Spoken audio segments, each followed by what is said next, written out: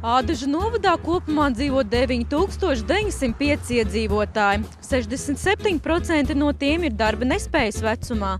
Tādēļ šodien raidījumā viesosimies Ādažu novada sociālajā dienestā, lai noskaidrotu, kādu sociālo palīdzību un pakalpojumus var saņemt Ādažu novada pensionāri.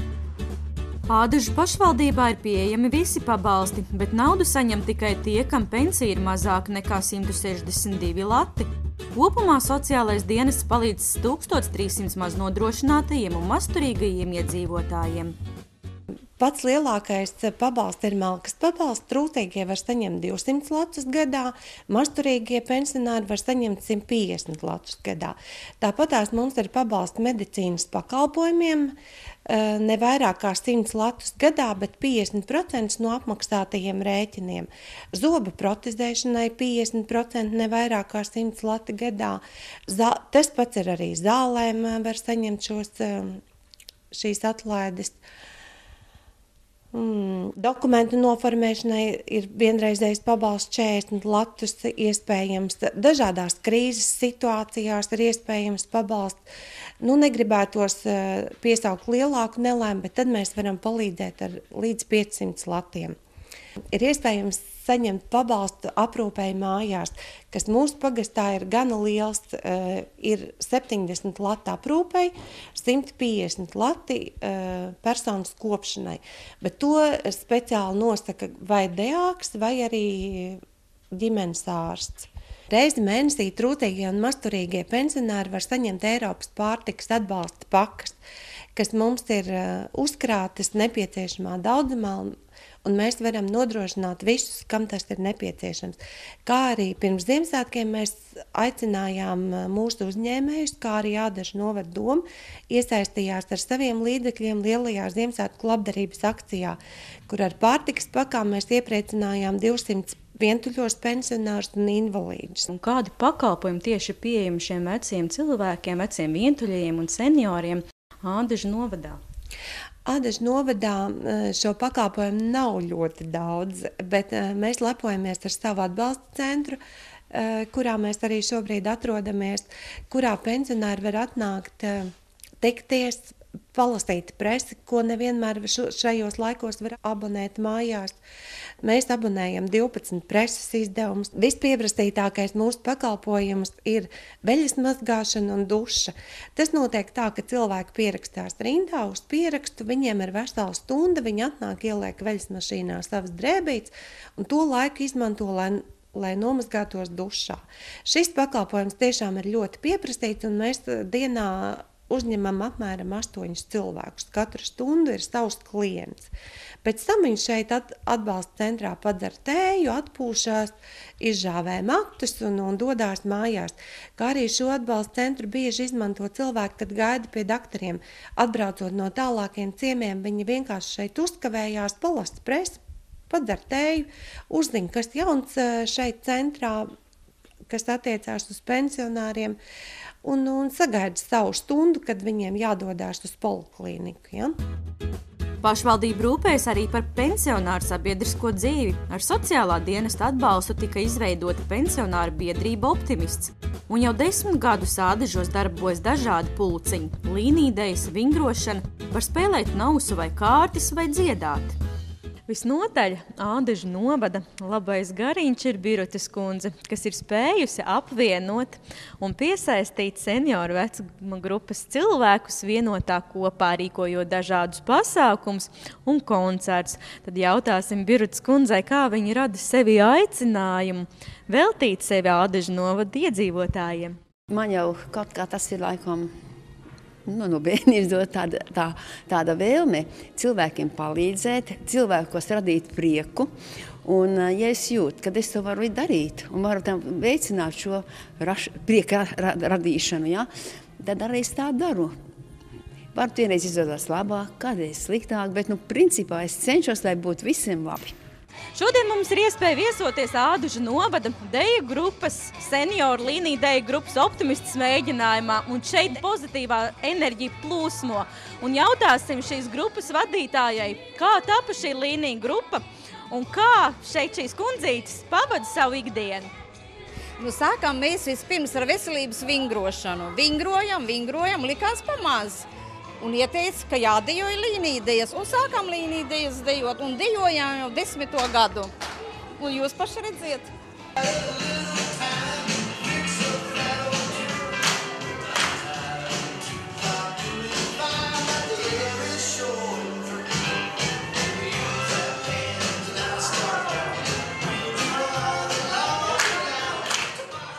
Elgas kundze, jūs varētu teikt, esat lielākās kūkas vai daudzāko dzimšanas dienas svecīšu īpašniece šajā deju grupā. Kādu tad gadu jubileju atzīmēsiet šogad un kādēļ jūs esat pievienojusies šai skaistajai nodarbei kā līnijdeju dejošana?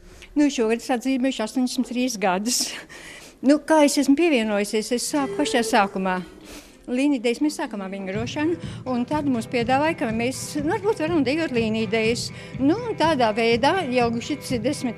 gads, kopš es dejoju. Sāku 72 gadu vecumā un turpinu visu laiku.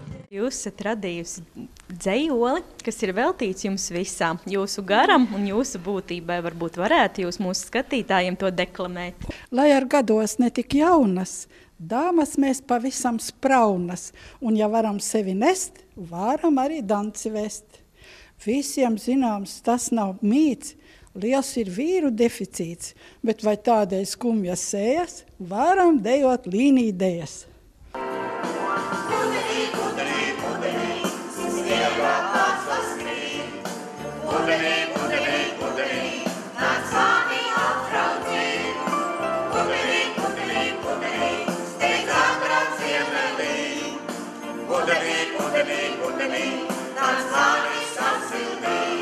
Kā tika dibināts šis ansamblis un kādas iespējas Ādažu novada senioriem tajā pievienoties? Mūsu ansamblis ir dibinājies 2000. gadā. Tieši tāpat kā droši vien dejotāji, aktīvākie pensionāri gribēja dziedāt un dejot. Un tad arī atnāca uz šo kolektīvu, tā arī izveidojās. Mēs pagājušajā gadā nosvinējām skaistu jubileju, 10 gadu. Un tā mēs mēģinām reizi nedēļā, trešdienās, dziedam skaistas dziesmas. Un, kā jūs arī redzat, mums ir viens kungs. Ādažu novada senioru vokālajā ansamblī jūs esat vienīgais kungs. Kā radāt sevi vēlmi pievienoties šim ansamblim un vai jums patīk šeit būt kopā ar šīm kundzēm un dziedāt? Patikšana man ir ļoti liela.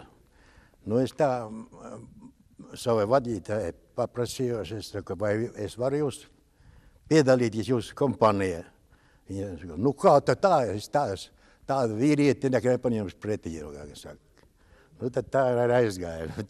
Un tad es esmu priecīgs. Cik ilgi jūs jau dziedat šajā ansamblī?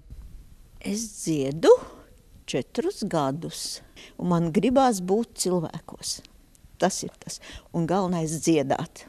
Tas man no bērnības ir kaut kā jau ir paticis dziedāt. Ādažu novadā aktīvi savu ikdienu pavada ne tikai kundzes, bet arī kungi. Viņi kavē savu dienu spēlējot zoles spēli vai nausu, vai arī galda tenisu. Jautāsim, kā viņi rada sevi aicinājumu apvienoties tādā interesantā kungu kompānijā. Tā mēs jau tā pamazam turamies, šo to darām.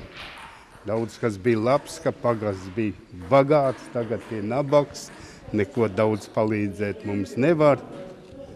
Agrāk apsveicam visas apaļās jubilejās, tagad tikai uz papīra, tad jau dabā.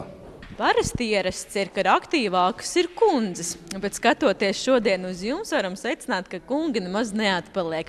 Kā jums patīk kavēt savu laiku aktīvā nodarbē ar saviem līdzgaitniekiem? Ja nopietni dar kundzēm bez šaubām ir patīkamāk kavēt laiku, bet kundzes nāk vairāk uz baseinu peldēt.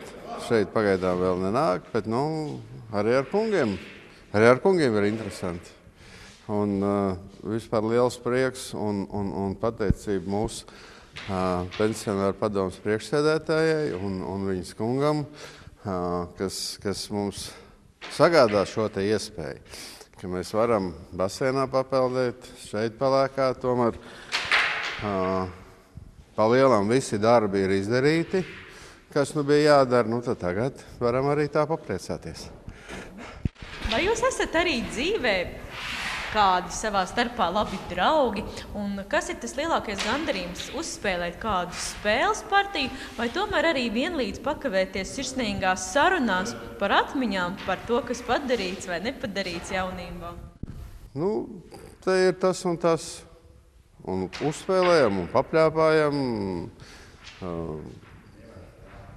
kam kas vairāk patīkas. Un kā jūs varētu motivēt tos cilvēkus, kas uzskata, ka nu jau viņu dzīve ir beigusies un sēž mājās pie televizora ekrāna? Lai atnāk pamēģina. Es arī tā no sākuma skeptiski skatījos. Man osas piezvanīja, saka, nu negribu. Es saku, nu ko, es nekad neesmu tā nopietni, neko piņķeni spēlējis, neko es tur. Atnāc pamēģināju un tagad pilnīgi sirds sāp, ja kādreiz netiek kaut kāda darīšana dēļ. Televīzija ir kaut kas raidījums, kad stresus var samazināt 6 tāda veidi ir. Bet vislabākais esot komunicējot ar cilvēkiem. Nu tā mēs arī te darām. Jautrāk paliek, interesantāk dzīve. Kamēr kungi sporto, dāmas sada dažas no viņām no saviem pagastiem līdz ādažiem mēro tālu ceļu. Vai jūs esat priecīgi par to, ka ir tāda iespēja? Protams, mēs jūtamies vajadzīgi. Tad kāda, neprotams, sēdēt rokas salikuši klēpī, un tāpēc tā sanākam. Patreiz vienreiz mēnesī, bet nāksim laikam biežāk. Vai kopā arī dodaties kādās ekskursijās? Jā, mūsu šefu kundze par mums gādā visādā ziņā. Braucam ekskursijā un lekcijas, un taču jūs jau bijāt laikam tur tajā basēnā, tur taču arī ir tik pieejams tas mums skaisti.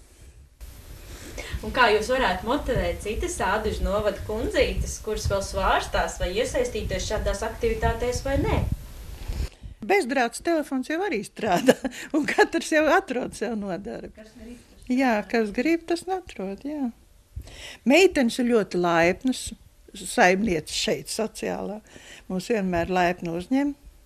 Arī tās meitenes, kas tālāk ceļu mēro, viņas šeit ienāk kādreiz pat pasildīties tikai. Jūs esat tā kundzīte, kas visu tālāko ceļu mēro šeit, lai pavadītu sarunas un laiku ar savām līdzgaitniecēm. Kā jums patīk šeit? Man ļoti patīk šeit. Un es esmu ļoti priecīga, ka ir tāda vieta, kur var ienākt jebkurā laikā. Vai ir jums bijusi situācija dzīvē, kad ir nepieciešams padoms vai palīdzība no Ādažu novada sociālā dienesta darbinieču puses? Protams, ir bijis.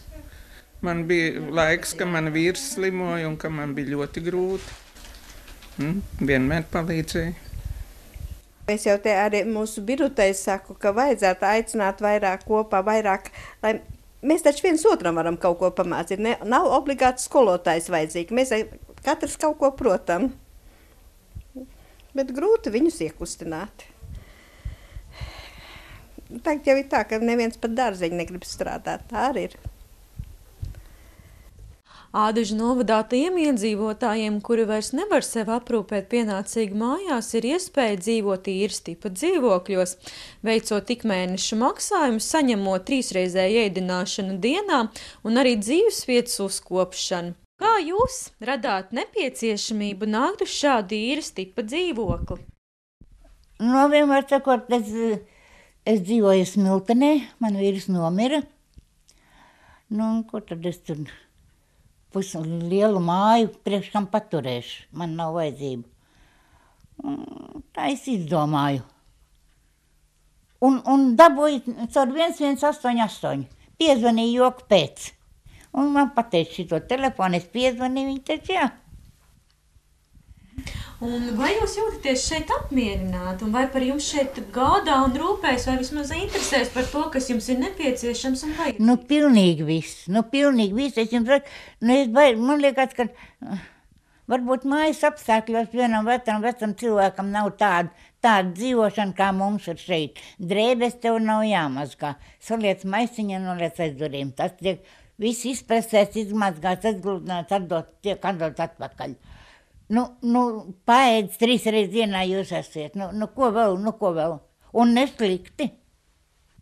Man nekāda iebilduma nav. Es esmu ļoti, ļoti apmierināta. Ļoti.